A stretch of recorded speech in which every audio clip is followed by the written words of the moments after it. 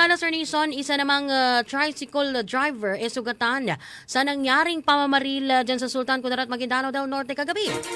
Muling nagbabalik na sa kabilang linya, Star DJ Tom.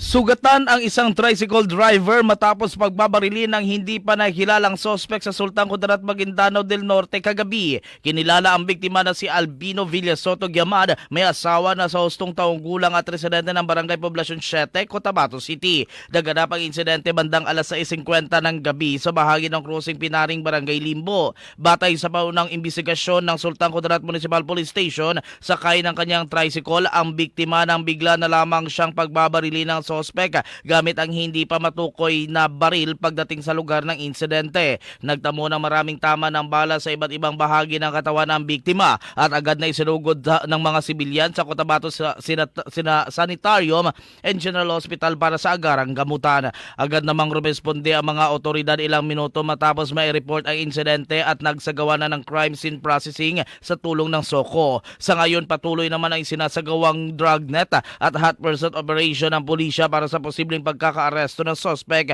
na nananatiling at large. Patuloy ding iniimbestigahan ang motibo ng pamamaril. At iyan ang aking report. Ako si Star DJ Tom and this is Bombo Radio Philippines, the #1 and most trusted source of news and information. Basta Radio Bombo!